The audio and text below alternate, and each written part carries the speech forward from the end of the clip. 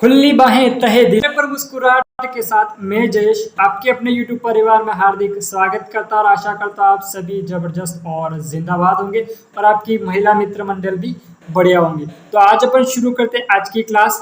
पहले कल की क्लास का रिवीजन करेंगे, उसके बाद में आज की क्लास करेंगे। ठीक है मेरे दोस्त। तो क्लास को शुरू करने से पहले आप सभी जबरदस्त तरीके से आपके दोस्तों के साथ शेयर जरूर कीजिएगा और मुझे लास्ट में कमेंट करके बताइएगा कि आज की क्लास आपको कैसी लगी। ठीक है मेरे दोस्त, याद रखिएगा अपनी महिला मित्र मंडल को भी क्लास को जरूर शेयर कीजिएगा। ठीक है मेरे दोस्त। तो क्वेश्चन नंबर अपना पहला है, क्वेश्चन नंबर फर्स्ट कह रहा है कि CISF के महानिदेशक कौन बने। CISF के महानिदेशक कौन बने हैं? तो वो बने हैं राजवेंद्र सिंह भट्टी।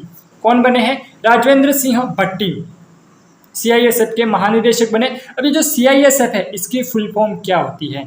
तो CISF की जो फुल फॉर्म होती है CISF central industrial security force. अब इनकी ड्यूटी कहाँ पर लगती है? तो इनकी जो ड्यूटी लगती है वो एयरपोर्ट और मेट्रो पर CISF की ड्यूटी लगती है। वहाँ पर सिक्योरिटी फोर्स का कार्य रहता है। किसका? CISF का। अब CISF के महानिदेशक कौन है?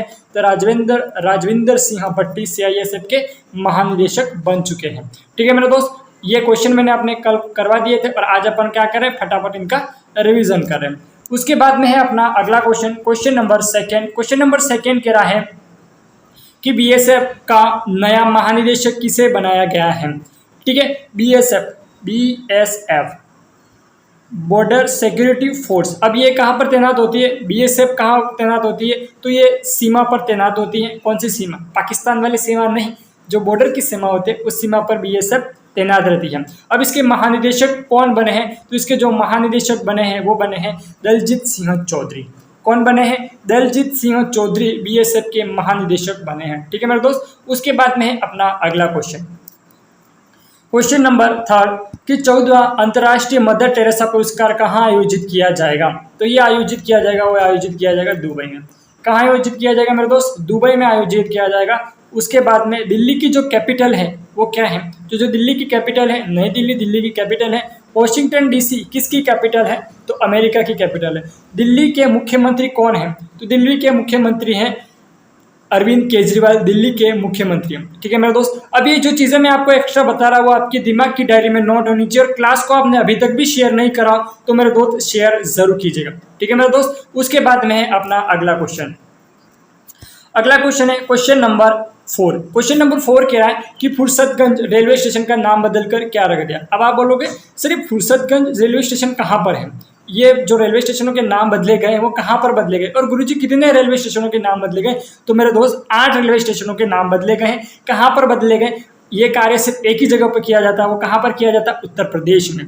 कहाँ पर किया जाता है? उत्तर प्रदेश में किया जाता है। गाड़ी कभी भी पलट सकती है बाबा, क्योंकि ये उत्तर प्रदेश है। ठीक है, गाड़ी कभी भी पलट सकती है क्योंकि ये क्या है? उत्तर प्रदेश है। अब उत्तर प्रदेश में कितने रेलवे स्टेशनों के नाम बदल दिए गए हैं? तो 8 रेलवे स्टेशनों के नाम बदल दिए गए हैं। तो फुर्सतगंज रेलवे स्टेशन का नाम बदलकर क्या रख दिया? तपेश्वर धाम रेलवे स्टेशन। क्या रख दिया है? तपेश्वर धाम रेलवे स्टेशन। अब आपसे एग्जाम में जो प्रश्न पूछा जाएगा वो क्या पूछा जाएगा कि किस राज्य में रेलवे स्टेशनों के नाम बदल दिए हैं? ठीक है, तो कौन सा राज्य है? वो राज्य है उत्तर प्रदेश। कितने बदल दिए गए हैं? तो 8 रेलवे स्टेशनों के नाम बदल दिए गए हैं। ठीक है मेरे दोस्त। उसके बाद में जो उत्तर प्रदेश है वो सबसे ज्यादा एयरपोर्ट वाला राज्य है। कितने एयरपोर्ट है? 5 एयरपोर्ट है उत्तर प्रदेश में।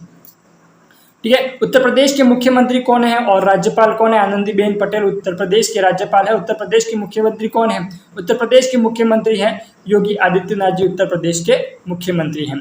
उसके बाद में बेटियों की शादी की उम्र 21 साल कराने का विधेयक किस राज्य ने पारित किया? अब बाबू सोना की जो भी एज होगी वो कितनी हो जाएगी?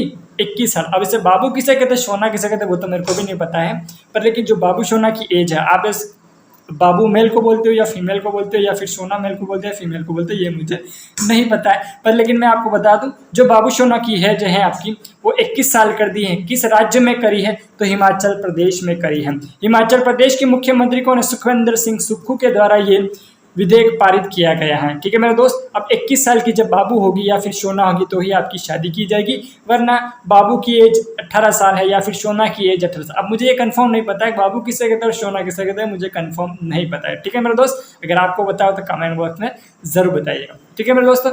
उसके बाद में ये अपना सही आंसर क्या हो जाएगा? हिमाचल प्रदेश अपना सही आंसर होगा, जहाँ पर 21 साल इसकी एज कर दिया। अब उसके बाद में हिमाचल प्रदेश में एक और योजना शुरू की गई थी, कौन सी योजना? हिम योजना। कौन सी योजना शुरू की गई थी?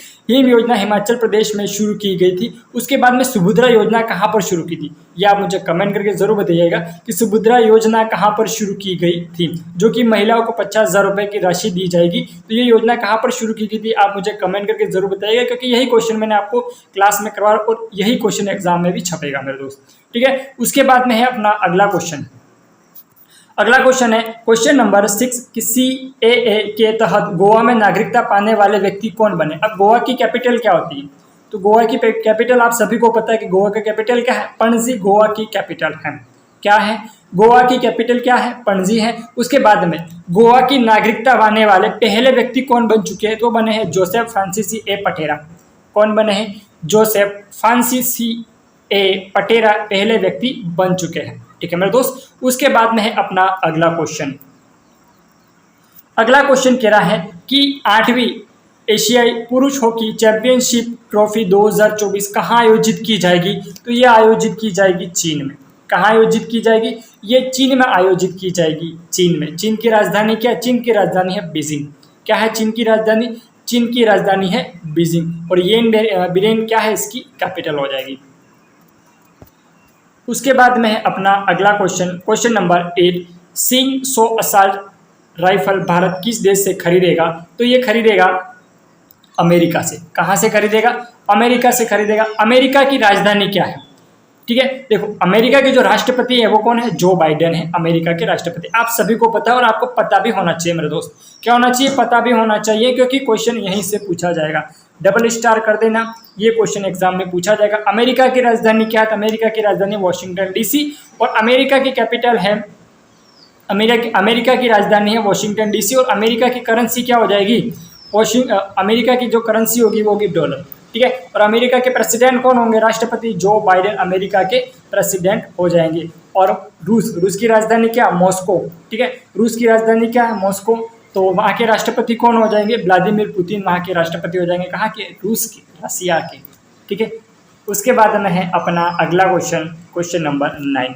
क्वेश्चन नंबर 9 कह रहा है कि खगोल विज्ञान और खगोल भौतिकी ओलंपियाड के 70वें अंतर्राष्ट्रीय ओलंपियाड में भारत ने कुल कितने पदक जीते हैं? तो भारत ने कुल 5 पदक जीते हैं। कितने जीते हैं? 5 पदक भारत ने कुल जीते हैं। उसके बाद में क्वेश्चन नंबर 10 कि पैरालंपिक गेम 2024 कहाँ शुरू हुए? पैरालंपिक गेम्स 2024 कहाँ शुरू हुए? जहाँ पर ओलंपिक हुए थे, पेरिस ओलंपिक हुए थे, वहीं पर पैरालंपिक भी गेम शुरू हुए। तो कहाँ पर शुरू हुए? पेरिस, फ्रांस में। ठीक है, पेरिस की कैपिटल क्या है? फ्रांस, जहाँ पर पैरालंपिक गेम शुरू किए गए हैं।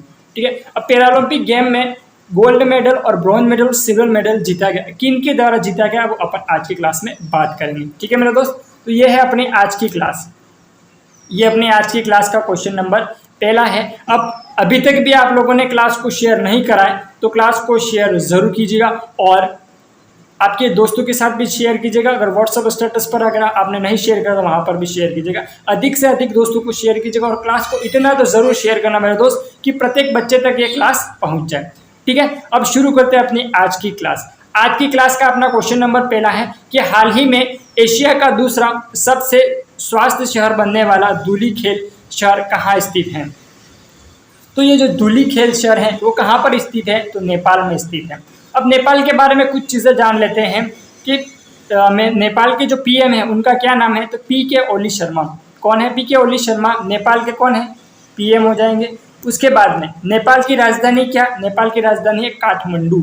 और नेपाल के जो काठमांडू में किसका हेडक्वार्टर है? किसका हेडक्वार्टर है? सार्क देश का हेडक्वार्टर है नेपाल के काठमांडू में। ठीक है, उसके बाद में नेपाल की पर्यटन राजधानी क्या है? पोखरा, जो कि ये क्वेश्चन एग्जाम में पूछा गया। ठीक है, नेपाल की जो पर्यटन राजधानी है वो क्या है? पोखरा। याद रखना मेरे दोस्त और दिमाग की डायरी में नोट करना। ये क्वेश्चन हाल ही में भी जो एग्जाम हुआ था इसमें पूछा गया था कि नेपाल की जो पर्यटन राजधानी है वो क्या है? तो वो है पोखरा। ठीक है मेरे दोस्त, उसके बाद में है अपना अगला क्वेश्चन। PK शर्मा ओली कौन है? प्रधानमंत्री, ये भी याद रखना। उसके बाद में अपना अगला क्वेश्चन कि हाल ही में टाटा कंसल्टेंसी सर्विसेज ने अपना 5वां पेस स्टूडियो कहाँ लॉन्च किया है? तो वो लॉन्च किया है सिंगापुर में। कहाँ पर लॉन्च किया है? तो इन्होंने लॉन्च किया है फिलीपींस में। ठीक है, सिंगापुर में नहीं करा है, फिलीपींस में इन्होंने लॉन्च करा है। अब अब सिंगापुर की कैपिटल क्या हो जाएगी, सिंगापुर सिटी सिंगापुर की कैपिटल हो जाएगी। उसके बाद में वियतनाम की मार्ले वियतनाम की कैपिटल हो जाएगी और डोंग वहाँ की करेंसी हो जाएगी। ठीक है मेरे दोस्त। उसके बाद में है अपना अगला question, question number third. Question number third कह रहा है कि हाल ही में पीएम मोदी ने वधवन बंदरगाह की आधारशिला कहाँ रखी है। तो ये जो आधारशिला रखी है वो रखी है महाराष्ट्र में। कहाँ पर रखी है, महाराष्ट्र में। अगर आपको याद हो, एक बात बताऊं मैं, 4 दिसंबर 2023, कब, 4 दिसंबर 2023 क्या करा था, महाराष्ट्र में छत्रपति शिवाजी की जो मूर्ति थी, प्रतिमा थी, उनको वहां पर लगाया गया था। ठीक है, तो 8 महीनों के बाद में वो क्या हो गई, गिर चुकी है। तो वो कहाँ पर लगी थी, 4 दिसंबर 2023 को वो रखी थी महाराष्ट्र में। किस किले पर रखी थी ये आप मुझे कमेंट करके बताएं, किस किले में रखी थी वो आप मुझे कमेंट करके बताना। देखो, एक तो सुभद्रा योजना कहाँ की है, किस राज्य की है, वो ये एक प्रश्न ये, और दूसरा प्रश्न ये जो छत्रपति शिवाजी की प्रतिमा है किस किले में रखी गई थी, ये आप मुझे कमेंट करके बताना। क्योंकि वो हाल ही में तो गिर चुकी है, पर लेकिन रखी कब गई थी, 4 दिसंबर 2023 को रखी गई थी। ठीक है मेरे दोस्त। उसके बाद में है अपना अगला क्वेश्चन। अगला क्वेश्चन है कि ब्रिटेन का साउथ कैप्टन विश्वविद्यालय परिसर कहाँ स्थापित किया जाएगा, कहाँ स्थापित किया जाएगा। तो मेरे दोस्त ये स्थापित किया जाएगा गुरुग्राम में। अब आप लोगों में से, गुरुजी हमको तो बहुत ज़्यादा इंग्लिश आती है और हम तो पढ़ने जाएंगे बाहर। अब आपको बाहर पढ़ने जाने की ज़रूरत नहीं मेरे दोस्त। क्या हुआ, अब आपको बाहर पढ़ने जाने की ज़रूरत नहीं है, क्योंकि ब्रिटेन का साउथ कैप्टन विश्वविद्यालय अपना परिसर कहाँ स्थापित करने जा रहा है, तो करने जा रहा है गुरुग्राम हरियाणा में। कहाँ पर स्थापित करने जा रहा है, गुरुग्राम हरियाणा में, जहां पर बेटी बचाओ बेटी पढ़ाओ अभियान शुरू किया गया था और सबसे कम लिंगानुपात वाला राज्य है। इसकी मंजूरी किसने दी है, सुखविंदर सिंह सुक्खू। हरियाणा के मुख्यमंत्री कौन है, ठीक है, हरियाणा के मुख्यमंत्री कौन है जिन्होंने इनको मंजूरी दी है, तो वो है सुखविंदर सिंह सुक्खू के द्वारा ये मंजूरी दे दी गई है। ठीक है, कहाँ पर, हरियाणा के गुरुग्राम में। अब आपको अंग्रेजी आ रही है ना मेरे रसगुल्ले, तो आपको बाहर जाने की जरूरत नहीं है। अब आप इंडिया में रहकर भी पढ़ाई कर सकते हो, एकदम इंग्लिश बोल सकते हो। ठीक है, उसके बाद में है अपना अगला क्वेश्चन। इसके बाद में अपना अगला क्वेश्चन, क्वेश्चन नंबर 5 कि हाल ही में मौसम विभाग ने कच्छ के ऊपर गहरे दबाव के क्षेत्र को असना चक्रवात में बदलने की आशंका जताई। चक्रवात का यह नाम किसने दिया, चक्रवात का यह नाम किसने दिया, तो ये नाम दिया है पाकिस्तान ने। ठीक है मेरे दोस्त। पाकिस्तान की राजधानी क्या है, तो पाकिस्तान की राजधानी इस्लामाबाद, और पाकिस्तान की करेंसी क्या, रूपी पाकिस्तान की करेंसी है। ठीक है, उसके बाद में है अपना अगला क्वेश्चन, क्वेश्चन नंबर 6 के हाल ही में भारत की पहली ईयरबेमडेक्स मंकी पॉक्स RT-PCR कहाँ लॉन्च हुई है, RT-PCR कहाँ लॉन्च की हुई है, तो ये लॉन्च हुई है आंध्र प्रदेश में। कहाँ पर लॉन्च हुई है, आंध्र प्रदेश में लॉन्च हुए। और आंध्र प्रदेश के मुख्यमंत्री कौन है, चंद्रबाबू नायडू। चंद्र बाबू है और नायडू है, किसके बाबू है पता नहीं, लेकिन चंद्रबाबू नायडू उनका नाम है। अब ये मंकी पॉक्स क्या है, तो मेरे दोस्त 1958 में पहली बार जो मंकी पॉक्स हुआ था। अब मंकी पॉक्स का नाम मंकी पॉक्स क्यों पड़ा, क्योंकि ये मंकी के काटने से होती थी, बंदर के काटने से होता था, इसीलिए इसका नाम मंकी पॉक्स रखा गया। अब सबसे पहले ये कब हुआ था, तो 1958 में इंसानों में हुआ था। कब हुआ था, 1958 में। और इसका नाम मंकी पॉक्स क्यों रखा, क्योंकि ये बंदरों के काटने से होता था और हाथों में क्या हो जाते, चकते हो जाते, दाने के सामान थोड़े छोटे चकते हो जाते थे, जिसके कारण इसके नाम क्या रख दिया था, मंकी पॉक्स। देखो, बंदर के काटने से होता था, इसलिए इसका नाम मंकी पॉक्स रखा है। और पॉक्स क्यों रखा है, क्योंकि वो हाथों पे इनके काटने से क्या हो जाता, चकते जैसा हो जाता, कुंचियों की तरह, इसीलिए उनका नाम मंकी पॉक्स रखा गया है। ठीक है, अब इस कीट की मंजूरी किसने दी है, आंध्र प्रदेश ने दी है। अब जो भी रूम का टेम्परेचर होगा, ठीक है, रूम का टेम्परेचर हो गया, उस पर भी इसकी क्या कर सकती है, जांच की जा सकती है। और ठीक है, इसकी जांच की सकती है। और इसकी मंजूरी किसने दी है, चंद्रबाबू नायडू, आंध्र प्रदेश के मुख्यमंत्री ने इसकी मंजूरी दे दी है। उसके बाद में है अपना अगला क्वेश्चन।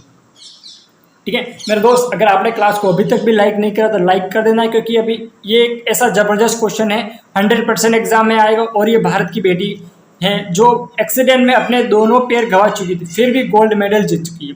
क्या, भी दोनों पैर गंवा चुकी थी एक्सीडेंट में, फिर भी गोल्ड मेडल जीत चुकी है, जिसका नाम है अवनी लेखरा। ठीक है, क्या नाम है इसका, अवनी लेखरा इसका नाम है। और किस कैटेगरी में उन्होंने गोल्ड मेडल जीता। अब देखो 10 मीटर एयर पिस्टल है, पर लेकिन किस कैटेगरी में, तो स्टेडिंग SH1 में। किसमें? स्टेडिंग SH1 में उन्होंने क्या करा था, गोल्ड मेडल जीते हैं। कितने गोल्ड मेडल जीते हैं? 2 गोल्ड मेडल जीते हैं। किसने जीते हैं? अवनी लेखरा ने। किसने जीते हैं? अवनी लेखरा ने 2 गोल्ड मेडल जीते हैं। तो यहाँ पर अपना ये जो क्वेश्चन है कि हाल ही में पेरिस पैरालंपिक 2024 में अवनी लेखरा ने 10 मीटर एयर राइफल में कौन सा पदक जीता है? तो जीता है गोल्ड मेडल। कौन सा जीता है? गोल्ड मेडल जीता है। किसने जीता है? अवनी लेखरा ने। अब देखो अवनी लेखरा भारत की एक ऐसी बेटी है जो एक्सीडेंट में अपने दोनों पैर गंवा चुकी थी, फिर भी भारत की पहली महिला कहलाई जो कि 2 गोल्ड मेडल जीतने वाली। कितने? 2 गोल्ड मेडल जीतने वाली भारत की पहली महिला कहलाई। कौन? अवनी लेखरा। ठीक है। किस कैटेगरी में? स्टेडिंग SH1 में। किसमें? ये प्रश्न आपसे पूछा जाएगा किस कैटेगरी में। अब आपसे पूछा जाएगा कि इन्होंने किस खेल में उन्होंने गोल्ड मेडल जीता, तो आप लोग क्या बताओगे? 10 मीटर एयर पिस्टल में। लेकिन कैटेगरी आपसे पूछ लेगा तो क्या होगा? स्टेडिंग SH1 इसकी कैटेगरी हो जाएगी। ठीक है मेरे दोस्त। उसके बाद में है अपना अगला क्वेश्चन। अगला क्वेश्चन है कि हाल ही में ICG ने पहला स्वदेशी रूप से विकसित कौन सा प्रदूषण नियंत्रण पोत लॉन्च किया है? तो किया समुद्र प्रताप। कौन सा लॉन्च किया? समुद्र प्रताप उन्होंने लॉन्च करा है। उसके बाद में है अपना अगला क्वेश्चन नंबर 9। हाल ही में केंद्र सरकार ने किसे विस्तारा एयर इंडिया में FDI की मंजूरी दी है? तो दी है सिंगापुर एयरलाइंस। किसको मंजूरी दी है? सिंगापुर एयरलाइंस को मंजूरी दे दी है। ठीक है। किसने दी है? केंद्र सरकार ने। अब केंद्र सरकार ने 2 स्कीम है उसको भी मंजूरी दे दी है, एक तो OPS UPS। ठीक है। OPS को मंजूरी भी दे दी, UPS को मंजूरी दे दी। किसे? UPS unified pension scheme. केंद्र सरकार ने इसको मंजूरी दी। उसके बाद में हाल ही में केंद्र सरकार ने किसे विस्तारा एयर इंडिया में FDI की मंजूरी दी है? तो किसे दी है? सिंगापुर एयरलाइंस को दे दी है। ठीक है मेरे दोस्त। उसके बाद में है अपना अगला क्वेश्चन कह रहा है कि हाल ही में केंद्रीय औद्योगिक सुरक्षा बल का महानिदेशक किसे नियुक्त किया गया है? तो नियुक्त किया गया RS भट्टी को। किसे नियुक्त किया गया है? RS भट्टी को नियुक्त किया गया है। ठीक है मेरे दोस्त। किसे नियुक्त किया गया? RS भट्टी को नियुक्त किया गया है। ठीक है। अब क्लास को समाप्त करने से पहले मैं आपके सामने 2 लाइनें बोल रहा हूँ। ठीक है। एक शायरी है जबरदस्त वाली। ठीक है। अच्छी लगे तो कमेंट बॉक्स में वाह वाह जरूर करना। ठीक है मेरे दोस्त। कभी सुबह याद आते हो, कभी सुबह याद आते हो, कभी शाम को याद आते हो। कभी सुबह याद आते हो, कभी शाम को याद आते हो, कभी इतना याद आते हो, कभी इतना याद आते हो कि शीशे में देखूं मैं अपने आप को, शीशे में देखूं अपने आप को और याद तुम आते हो, और याद तुम आते हो। ठीक है। तो अपनी क्लास यहीं तक समाप्त है। अगर शायरी आपको अच्छी लगी हो तो कमेंट बॉक्स में वाह वाह जरूर करने हैं मेरे दोस्त। और क्लास आपको आज कैसी लगी वो मुझे कमेंट करके ज़रूर बताइएगा। और मिलते हैं अपन अगली नेक्स्ट क्लास में। तो तब तक के लिए आप सभी को धन्यवाद।